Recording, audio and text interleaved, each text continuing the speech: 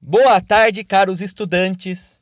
Na aula de filosofia de hoje, nós encerraremos o tema sobre o empirismo, tratando sobre outros filósofos empiristas. Nós vimos anteriormente o Francis Bacon e o John Locke. Nessa aula, nós iremos começar a tratar com o filósofo irlandês, o George Berkeley. E quem que foi o George Berkeley? Irlandês, nascido em 1685 e morreu em 1753, o George Berkeley ele tem uma visão empirista, mas que destoa bastante das concepções do Bacon e do Locke. Inclusive, existe uma grande influência da filosofia do Nicolas Malebranche, que foi um racionalista mais teocêntrico, com a questão da teoria do ocasionalismo, do que se for observar bem outros filósofos empiristas, como o caso do Francis Bacon ou do John Locke. E qual que é a filosofia do George Berkeley? O George Berkeley ele vai ter uma visão da sensação como uma forma da interpretação da mente. Então, nesse sentido, o Berkeley ele acaba sendo empirista tanto pelo fato dele não acreditar em ideias inatas, como também pelo fato dele valorizar as sensações. No entanto, a filosofia dele tem alguns pontos bastante particulares. Então, o primeiro ponto que ele afirma é a negação da existência da matéria. Como assim a negação da existência da matéria? Segundo Berkeley, a única coisa que existe de fato é a mente. Nesse sentido, ele tem uma grande aproximação com o Descartes. No entanto, o pensamento dele não é equivalente ao do Descartes, já que o Descartes ele afirma que a mente é a única coisa que é autoevidente, a única coisa que se mostra como existente pela faculdade de pensar. No entanto, o Descartes ele tem aquela noção das ideias inatas que viriam de Deus. O Berkeley ele não tem essa concepção de ideias inatas. No entanto, ele acredita que apenas a própria mente ela é a existência. A matéria ela não existe. E como assim a matéria ela não existiria? Berkeley ele tem uma visão bastante religiosa também, diferentemente de outros empiristas que são mais céticos, hesitam em envolver a religião, até existe uma grande crítica à religião nos sistemas deles. No caso do Berkeley, a religião ela tem um fator fundamental para a compreensão de seu sistema filosófico. De certa forma, o Berkeley ele tem um certo ceticismo, no sentido de duvidar da existência da matéria. No entanto, ele não se contrapõe à religião. Então, segundo Berkeley, a matéria ela não existiria por uma simples razão, pois ela deveria ser imutável, eterna e infinita. No entanto, apenas Deus compreende essas qualidades. Então, o argumento do Berkeley do porquê a matéria não existiria seria porque a matéria ela não poderia ser criação de Deus, já que ela teria que ter as mesmas qualidades de Deus. Então a questão da imutabilidade, da eternidade e do fato de ser infinito também, seriam apenas características divinas. Uma criação de Deus não poderia assumir essas determinadas características. Então esse é o primeiro argumento da filosofia dele. Outra coisa também que ele afirma, o que contribui também bastante para o seu ceticismo, e nesse sentido tem também uma crítica aos racionalistas, é a ideia de que a matemática, como a religião, não podem ser compreendidas em sua completude. Nesse sentido, você tem uma aproximação do Berkeley com Pascal também, no sentido da fé como uma forma de complementar a razão, no sentido de que a fé ela consiste naquilo de que nós não podemos compreender racionalmente. Então, para ele, as questões religiosas, as questões de fé não podem ser compreendidas apenas com a razão ou com a observação, experimentação. Elas não podem ser compreendidas na completude sendo questões de fé. No entanto, ele vai mais longe ao afirmar que o mesmo se aplica também à matemática, ou seja, enquanto os racionalistas tinham uma grande valorização da matemática como uma forma de ideia autoevidente, como uma forma de demonstração das ideias inatas, o Berkeley ele também afirma que a matemática ela seria impossível de ser totalmente compreendida em sua completude. completude. Existe uma relação também, em certo aspecto, da matemática com a religião, né, no sentido de que a harmonia matemática ela que iria reger o cosmos, né? Então, né, bastante pitagórico, até podemos dizer, esse pensamento, né? E justamente pelo fato da mente humana ela ser bastante limitada, ela não teria a capacidade de compreender o cosmos em sua completude.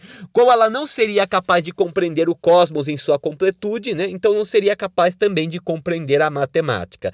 E de certa forma, né, isso acaba possuindo um certo sentido no aspecto, né, embora o Berkeley mesmo ele não tenha chegado tão longe, mas num aspecto de que muitas vezes nós somos limitados pelo nosso tempo, né? Então, nós acabamos desenvolvendo a ciência com base na tecnologia que nós temos disponível. A evolução da tecnologia leva à derrubada de alguns paradigmas científicos e o surgimento de outros paradigmas científicos também, né? Então, se por exemplo, até o século XVII era normal, né, era aceitável a ideia de que o átomo ele era uma coisa indivisível, a menor unidade de matéria que existe, foi com os desenvolvimentos da ciência e da tecnologia posteriormente que nós percebemos que não, que existem partículas menores do que o átomo e partículas bem menores ainda do que o átomo, inclusive, né, que são tão pequenas que as leis da física clássica não se aplicam a elas, né? Então, em certo sentido,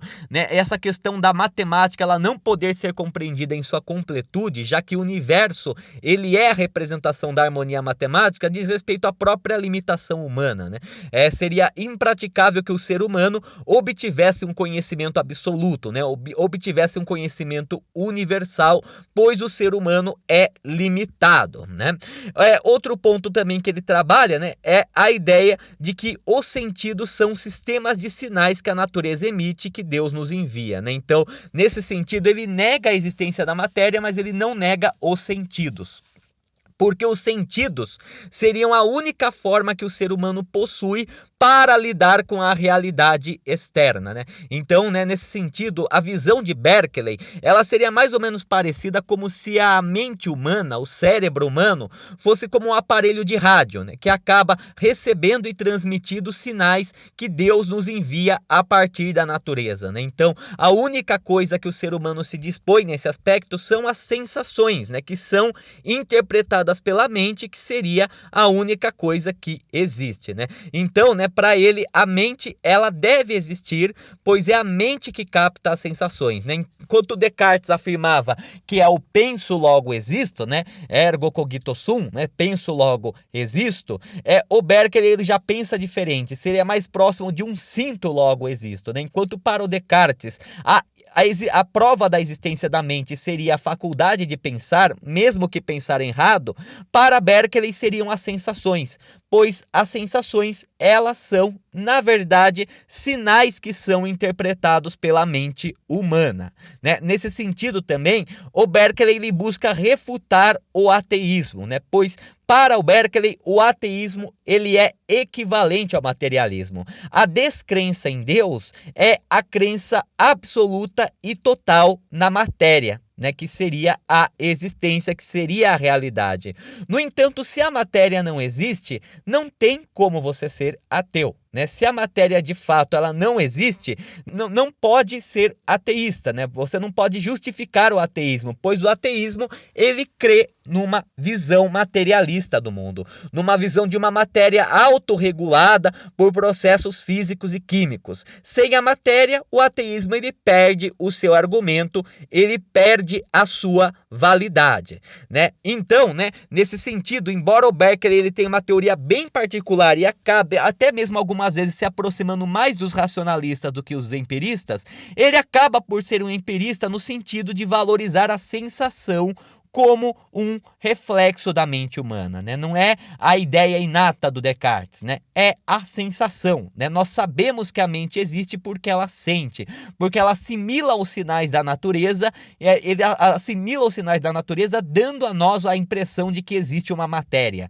né? Uma matéria que seria captada pelas sensações. Até uma certa proximidade, podemos dizer assim, com a ideia do Platão, né, do mundo das ideias, só que muito mais extremo, né, porque você não tem a ideia do real como projeção do ideal, né, simplesmente o real ele não existe, né, existiria apenas o ideal, né, nesse sentido o Berkeley ele acaba por ser bastante idealista, mas é um idealismo focado na sensação, né, focado nos sentidos primários do ser humano. Então, para Berkeley, você tem as mentes, nas mentes nós temos as ideias e tudo que é externo à mente é a sensação, né? Então, ou seja, nós só temos a mente que é composta por ideias, né? E uma mente que interpreta o seu exterior a partir das sensações, ou melhor dizendo, um exterior que é as sensações, né?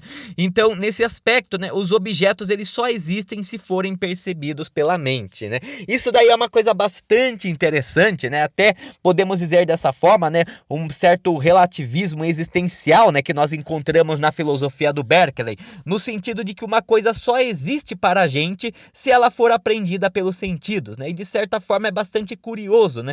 Porque isso instaura um certo egocentrismo, né? Isso instaura uma ideia, né, de que nada existe fora da nossa realidade, apenas o que nós podemos captar é o que é considerado realidade, né? Então, se por exemplo, uma árvore ela cai numa floresta, né, e não há nenhuma pessoa para ver ou ouvir ou perceber o movimento dela, é como se ela nunca tivesse caído ou nunca tivesse existido, né?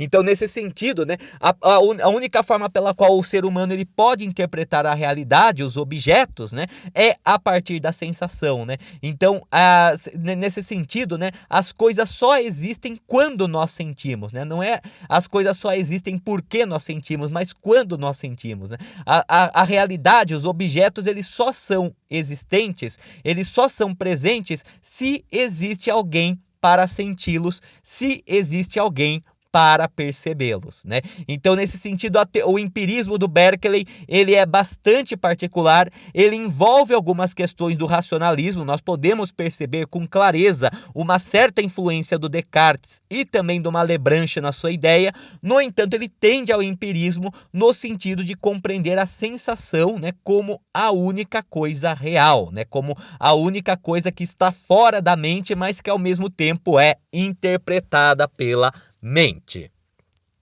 Outro filósofo de grande importância para o empirismo é o escocês David Hume, né? O David Hume, ele viveu praticamente a maior parte do século XVIII, né? Nasceu em 1711 e morreu em 1776.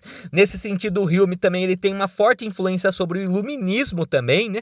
E ele também tem uma perspectiva empirista que destoa um pouco dos outros dois empiristas, né? O Locke e o Bacon, né?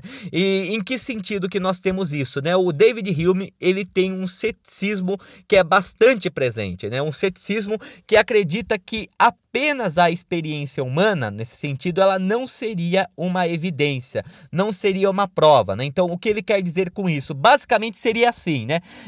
Nós vemos o sol nascer e se pôr todos os dias, né? No entanto, se nós nos guiarmos pela sensação, né, isso não prova que o sol vai nascer no dia seguinte, né? A experiência de ter testemunhado o sol nascer e se pôr todos os dias não indica que isso é algo que vai continuar acontecendo. Então, esse é um dos preceitos básicos da teoria do Hume, né, que será depois, né, elaborado no chamado princípio da causalidade, que nós iremos tratar nessa aula. Então, quais são as ideias centrais do David Hume, né? Então, primeiramente, as paixões e não a razão são os fundamentos das ações humanas, né? Então, David Hume, ele considera, né, é até muito interessante isso daí, né? Porque essa ideia vai ter uma forte influência sobre o romantismo posteriormente, né? De que o ser humano, ele não é movido pela razão, mas ele é movido por suas paixões.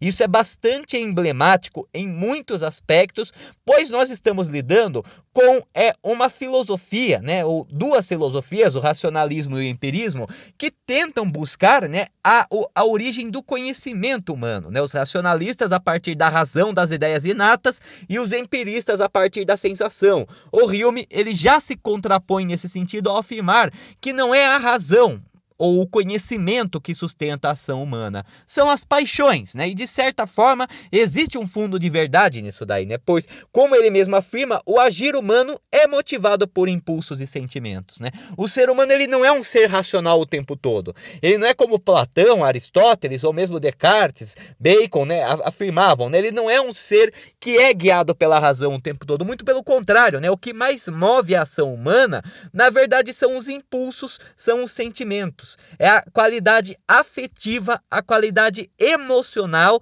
que é o que movimenta as ações humanas, né? Então, nesse aspecto, né, você tem um agir humano que é totalmente motivado por impulsos e sentimentos. A razão seria a exceção e não a regra. O agir humano é um agir passional, não é um agir racional. Poucas vezes ele é um agir racional. Na maioria das vezes, o ser humano, ele é impulsivo, né? E nesse sentido, o Hume, ele também trabalha com a questão da moralidade. Segundo ele, né, que ele afirma que a moralidade consiste na benevolência, na compaixão e na simpatia, né? Então, na verdade, a moralidade para David Hume, né, ela consiste basicamente em você ser bom com os outros, né? Então a moralidade diz respeito a você, né, ao ser humano, ao indivíduo, ele atuar em benefício do outro. Nesse sentido, nós temos também uma teoria bastante iluminista do David Hume, né? A ideia do contrato social racional, né, que é desenvolvida por Locke e depois é reformulada pelo Rousseau. Justamente essa ideia, né, de que para viver em sociedade, né, não é o conflito, né, não é o conflito uma característica original, né, mas não é o conflito a base, vamos dizer assim, né, da mente humana, né, do comportamento humano, mas é o agir para com o outro, né. Numa sociedade, o ser humano, ele não age apenas para si, mas ele age também para os outros com quem ele convive.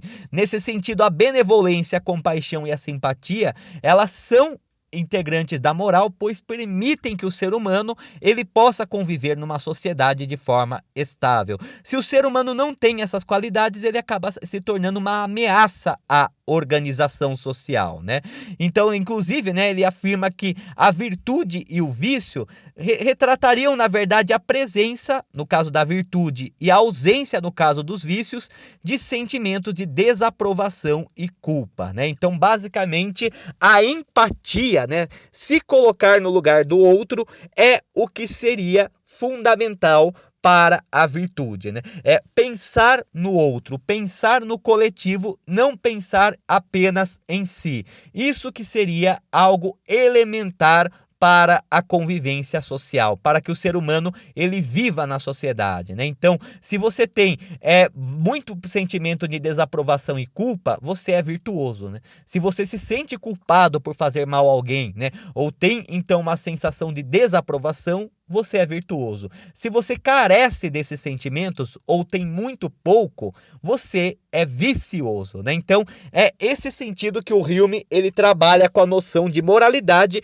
e acaba tendo também um forte impacto no iluminismo essa noção, né? Entre os principais textos que o Hume ele escreve, nós temos o Tratado sobre a Natureza Humana e a investigação sobre o entendimento humano, né? Nesses textos, sistematicamente falando, né, o Hume ele trabalha sobre a questão da origem do conhecimento humano, sobre o humano no estado de natureza, né, e também, né, sobre como o ser humano ele compreende a realidade.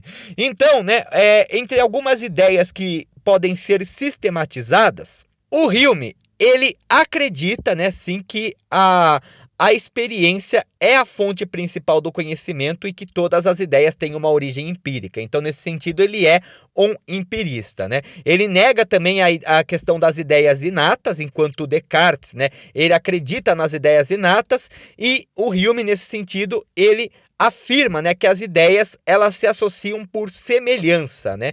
Ou seja, a contiguidade no tempo e espaço e na causalidade, que é o que nós iremos ver, né?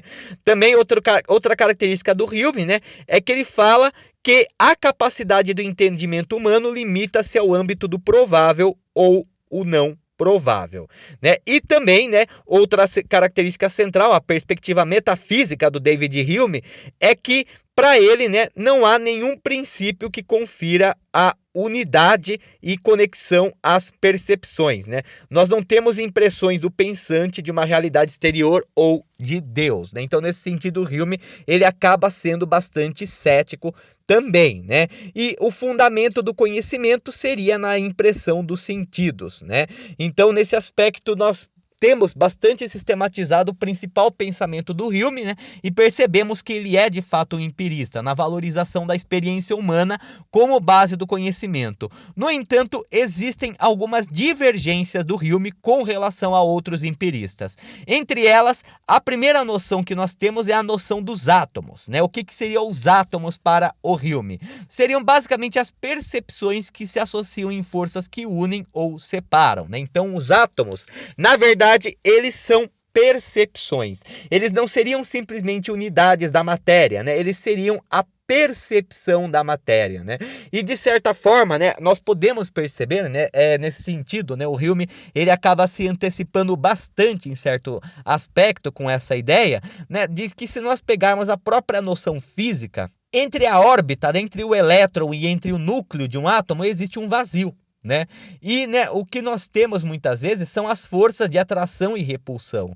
Então, por exemplo, se você encosta em uma pessoa, na verdade você não encosta, né? Na verdade, você tem a força de repulsão causada pelos átomos, né? E essa força de repulsão é que enviaria sinais elétricos para o cérebro, que acaba, né, processando na forma de sensações, né? Então, nesse sentido, né, nós temos a ideia do átomo como a percepção do real, né? E da mesma forma, né, nós percebemos também o empirismo de Hume, pois para ele, quanto mais sensorial, mais válida uma ideia é. Como assim? Quanto mais sensorial, mais válida uma ideia é. Assim como Berkeley também, né, o Hume, ele acredita que a única forma pelo qual nós podemos ter contato com a realidade é pelos sentidos. Então, as coisas que nós podemos sentir, elas são o real. Aquilo que nós podemos perceber a partir dos sentidos é real. Aquilo que a gente não pode perceber pelos sentidos, pode até ser que seja real, mas nós nunca iremos compreender, porque a única coisa que nós temos é o sentido. Nesse sentido, nós temos a questão metafísica de Hume. Algumas ideias, como abstrações, como essências, ou mesmo a ideia de Deus, a questão não é se elas existem ou não existem, a questão é que nós nunca poderemos percebê-las, pois a única coisa que nós podemos perceber é a partir da sensação, né? É a partir dos nossos sentidos, né? E também, né, nós temos essa questão dos particulares e do geral também, né, em que Hume, ele acaba sendo bastante conceitualista, no sentido de afirmar que a partir das palavras associa-se os singulares para um geral, né? Como assim a partir das palavras? Na verdade, o que o Hume, ele está afirmando é o seguinte, né? Basicamente, né, nós temos diversos seres diferentes, com propriedades diferentes. Nós que abstraímos, né, e colocamos esses seres, atribuímos algumas qualidades a esses seres e colocamos eles como parte de um mesmo grupo. Então, nesse sentido, um gato, ele não é idêntico a outro gato, um cachorro não é idêntico a outro cachorro, uma maçã não é idêntica a outra maçã, né? Os singulares, eles são diferentes entre si. No entanto, nós abstraímos, nós comparamos as qualidades desses objetos singulares e então, né, ao comparar as qualidades desses objetos singulares, nós então desenvolvemos um conceito que abarca todos eles, né? E esse conceito, ele é traduzido em palavras. Então, nesse sentido que nós temos essa noção de que é a partir das palavras que nós associamos os singulares para um geral, em que nós pegamos os singulares e a partir da palavra nós adquirimos, né, uma noção de geral, né? Então, se não fosse pela palavra gato, né, cada gato seria diferente, né? É a ideia da palavra gato, né, a representação da palavra gato que nos faz pensar que vários singulares diferentes que têm as propriedades de um gato, né, o que nós consideramos como um gato, é de fato um gato, né? E a teoria mais importante do David Hume nesse aspecto é a da causalidade, né? E o que é a causalidade? É a ideia de que o princípio causal relaciona os fenômenos naturais gerando uma lei universal, né? Então, nesse sentido, a experiência ela revela uma conjunção constante de fenômenos, embora não revele a causa. Então, nesse aspecto, nós voltamos àquela metáfora do sol, né? A experiência nos faz perceber que o sol ele nasce e se põe todos os dias. No entanto, se nós nos orientarmos apenas pela experiência, nós não sabemos a causa do porquê o sol nasce e se põe todos os dias, né? E justamente por não saber a causa, apenas a experiência pura não seria o suficiente para dizer se o sol iria nascer no dia seguinte, né? Então, nesse aspecto, nós temos a causalidade do David Hume, né? Para ele, a causalidade é uma forma de percepção do real, né? Sendo a ideia derivada das operações da mente humana. Então nós temos também uma aproximação do Hume com Berkeley, né? O que é a ideia? A ideia são as sensações que são, na verdade, a interpretação da mente humana de sinais externos. Enquanto Berkeley ele afirma que esses sinais vêm de Deus, o David Hume, né, ele acaba, né, atribuindo totalmente a percepção, né? A percepção do real, né, seria o que formaria as ideias, né? As ideias que seriam derivadas das operações da mente humana. Então, não existem ideias inatas, né? As ideias, elas são operações, elas são interpretações que a nossa mente, que o nosso cérebro faz a partir da sensação, né? Então, inclusive, nesse sentido, existe a crítica do Hume ao Descartes, no sentido de que sem as impressões sensíveis não se pode representar a mente, né? Então, tem uma aproximação também com Berkeley nesse sentido, né? Então, não é o penso, logo existo, né? É o sinto, logo existo, né? A prova da existência da mente não seria a faculdade de pensar, mas seria a sensação a partir da interpretação do real com base nos sentidos, né? No entanto, para Hume, seria impossível que nós tivéssemos um conhecimento absoluto das coisas. Nesse sentido, ele acaba sendo cético também, né? Já que ele afirma, né, que a ciência, ela é resultado da indução, né? E qual que é o problema nesse sentido? Né? A gente viu o que é a indução. A indução é que nós estudamos vários elementos particulares, percebemos um padrão e a partir desse padrão nós criamos uma teoria geral. A questão é que a experiência humana, embora seja tudo que nós temos para chegar ao conhecimento, a sensação, o sentido, né, a experiência humana é limitada, a vida humana é limitada. Seria impossível para o ser humano estudar todos os casos particulares para de fato chegar a uma teoria geral. Então tudo que nós fazemos é uma aproximação, né? E é até perceptível, né? Isso nós percebemos muito em estatística e alguns estudos também ecológicos, nós percebemos bastante, até alguns estudos sociais, né? Nós temos essa visão, né? Você tem sempre um recorte nos estudos científicos. Os estudos científicos, eles não são gerais, né? Atualmente, pelo menos eles não são gerais, né? O cientista, o pesquisador, ele sempre trabalha com recorte muito bem delimitado. Ele compreende aquele recorte, ele pode até comparar com outros recortes que foram estudados por outros cientistas também, e com isso ele acaba desenvolvendo uma teoria geral. Porém, seria impossível estudar todos os recortes possíveis. Seria impossível estudar todos os particulares e todos os contextos possíveis. Então, nesse sentido, a ciência para Hume, ela é uma probabilidade, né? Ela é o mais provável, mas ela nunca é 100% absoluta. Ela nunca é 100% total, ela nunca é 100% exata. Tanto que por isso mesmo que a própria ciência, ela acaba se transformando, né? Por isso que a ciência está em constante transformação, né? Porque assim, se nós chegássemos a verdades absolutas, se nós chegássemos a verdades totais, nós não teríamos novas descobertas científicas, né? Chegaria um momento em que simplesmente nós saberíamos de tudo, né? Nós teríamos chegado ao auge científico. Porém, como o ser humano ele tem uma experiência limitada, uma vivência limitada muitas vezes, né? É impossível se chegar a esse conhecimento absoluto. E tem mais, existe o tempo também, né? Existe a própria questão do tempo. O tempo também transforma as coisas, né? Nós temos esse sentido, o trabalho do tempo, né? O contexto de hoje ele vai ser diferente daqui a 10 anos. Então, se uma pessoa dedicasse a vida inteira a estudar apenas um contexto, ela iria ter vários estudos diferentes, né? Pois depois de 10, 20, 15 anos, né, nós temos uma mudança nos contextos, o que indica que nós não podemos compreender tudo, né? Nós só podemos compreender uma parte, né? Perceba, por exemplo, atualmente, na era da informação, se uma pessoa ela entra num site de notícia, e começa a ler todas as notícias que estão presentes na primeira página, antes de chegar à metade das notícias, ao atualizar até a página, né, você vai ter já notícias diferentes, né? Existe muita informação que vem sendo divulgada e justamente por conta disso é impossível uma pessoa ter o conhecimento total, ter o conhecimento absoluto. Nós temos apenas aquilo que é mais provável, aquilo que é o mais próximo do real, mas tendo consciência de que não há uma verdade absoluta. A mudança do tempo, a mudança da tecnologia, entre outros aspectos, possibilitam a chegada de novas realidades, né? Nesse sentido, até o Hume, ele comparava que a realidade é um grande labirinto para o ser humano, né? Onde é muito fácil o ser humano se perder e muito difícil para ele compreender totalmente, né?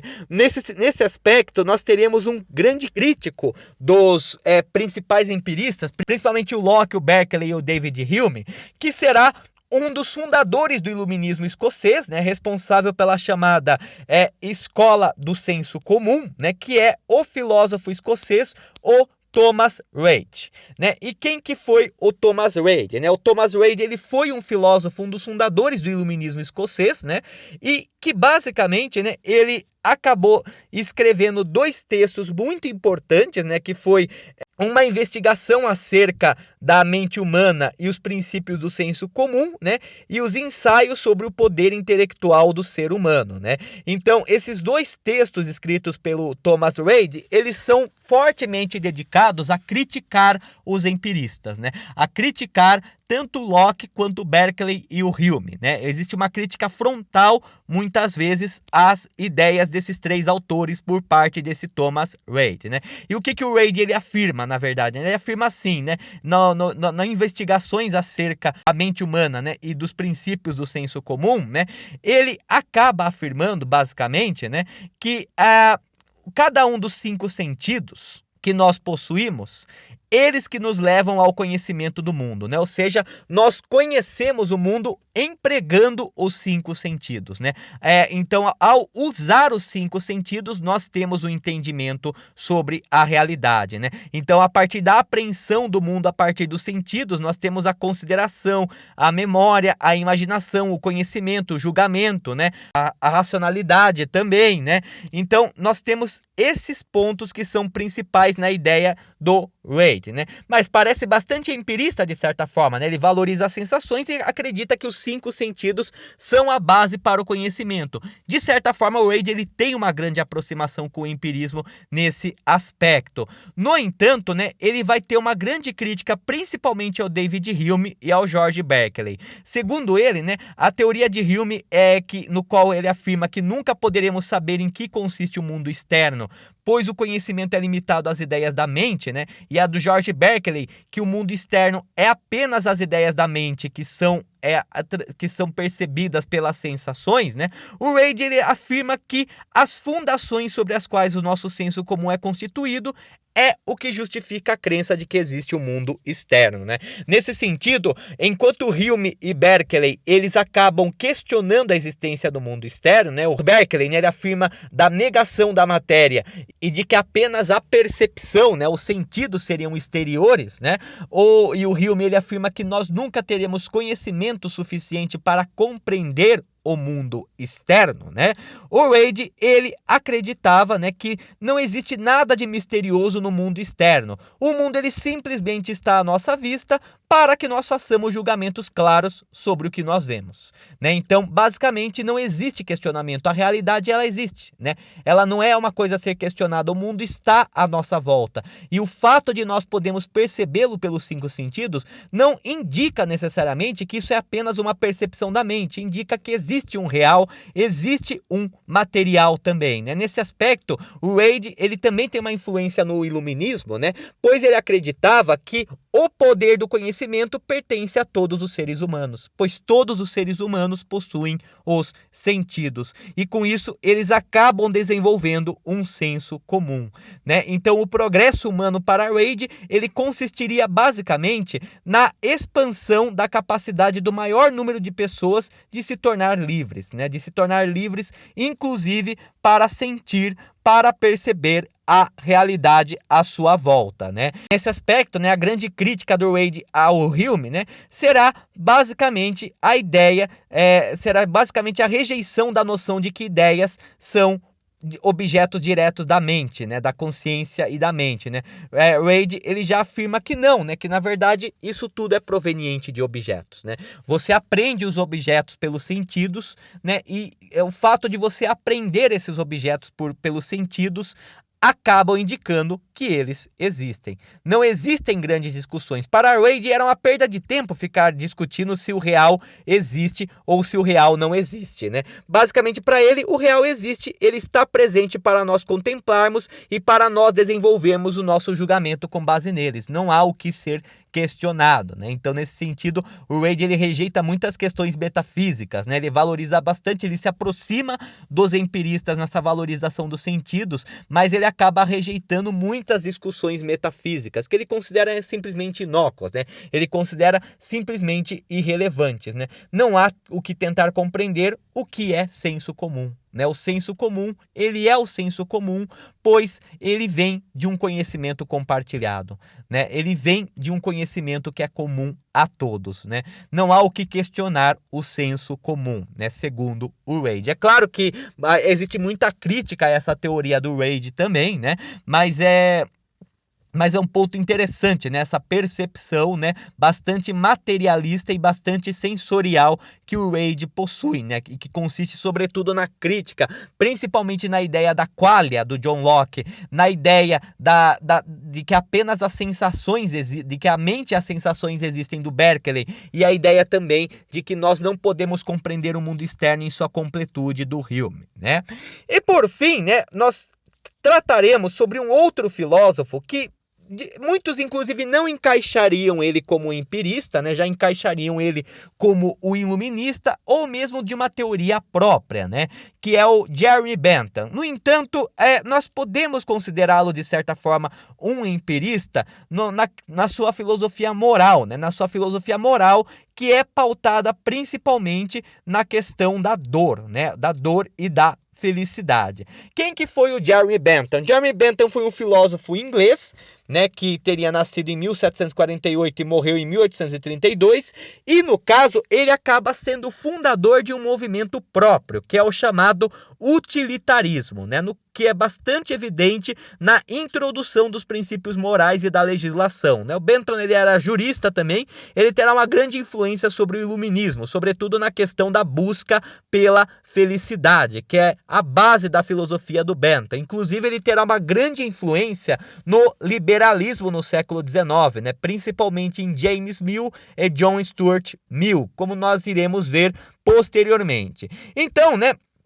o utilitarismo, ele afirma que o caráter moral de uma ação se baseia no princípio de utilidade, ou seja, visa ao bem-estar e à felicidade geral, né? Então, basicamente, a moral para Bentham é justamente aquilo que faz feliz, aquilo que não contém dor, né? Enquanto que o vício é aquilo que causa a dor, né? Aquilo que é doloroso, aquilo que causa sofrimento, né? Apesar disso, né, de certa forma, embora a felicidade seja o objetivo de todo indivíduo, é uma característica da filosofia do Bentham, né, e que acaba tendo uma influência sobre o iluminismo e sobre as filosofias liberais também, né, é justamente a noção de que o indivíduo, ele deve aceitar a própria infelicidade para o bem-estar da sociedade, né? Então, né, embora o objetivo de todo ser humano é ser feliz, é buscar a felicidade, é buscar o prazer, né, às vezes é necessário que o indivíduo ele renuncie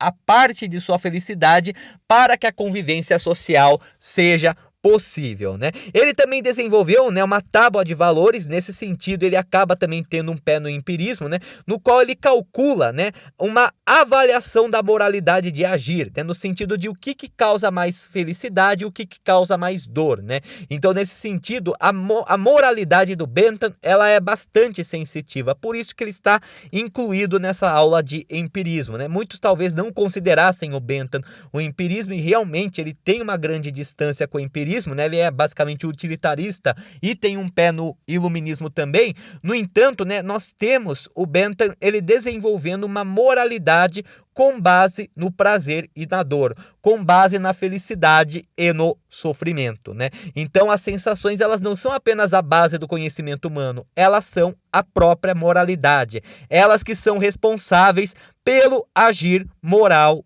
humano, né?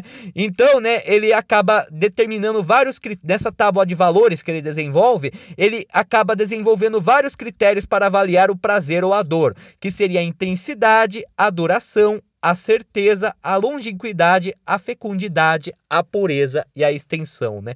Então, com base nessas características, ele pode descobrir, né, na tábua de valores dele, quais que seriam as atividades mais prazerosas e quais que seriam as atividades mais dolorosas, né? Então, nesse sentido, né, pensando, por exemplo, na duração e na extensão, um prazer mais completo e que dura mais, ele é mais propício à felicidade do que um prazer mais momentâneo. Nesse aspecto, o Bentham ele também condena o hedonismo, né? Pois o hedonismo ele dá apenas um prazer que é pouco duradouro e pouco extenso, né? Apesar dessa filosofia, né, a ação prática do Bentham ela foi bem diferente, né? O Jeremy Bentham, ele é muito lembrado, na verdade, né, além da filosofia utilitarista dele, mas ele é lembrado pela reforma do sistema carcerário que ele propôs, com a construção de uma forma de prisão chamada panopticon, né? E o que seria basicamente o panopticon? O panopticon seria basicamente uma prisão, né, em que nós temos com uma grande arena, um grande espaço aberto e no centro uma espécie de torre de vigília. E essa torre de vigília, ela conteria luzes, né, próximo das janelas de vigília, de forma que os que estão na torre conseguem ver claramente os prisioneiros, mas os prisioneiros não conseguem ver os que estão na torre. Nesse sentido, não seria necessário, né, que os carcereiros, né, que os vigias, os seguranças, ficassem na torre o tempo todo, pois os prisioneiros nunca saberiam se eles estariam de fato lá ou não. Eles não iriam cometer nenhum ato delituoso, pois eles nunca vão saber se estão sendo vigiados ou não, ou quantos estão vigiando, ou que setores seriam vigiados. Inclusive, essa ideia do panopticon do Jeremy Bentham acaba sendo depois, né, muito depois, usada pelo Foucault para explicar o poder na sociedade contemporânea, né, o chamado poder disciplinar, né, que é um ponto que nós iremos trabalhar muito adiante. Então encerramos, né, o empirismo agora. Então, na próxima aula, né, nós continuamos ainda com a filosofia moderna, mas dessa vez nós iremos tratar sobre o iluminismo. Uma boa tarde a todos e tudo de bom.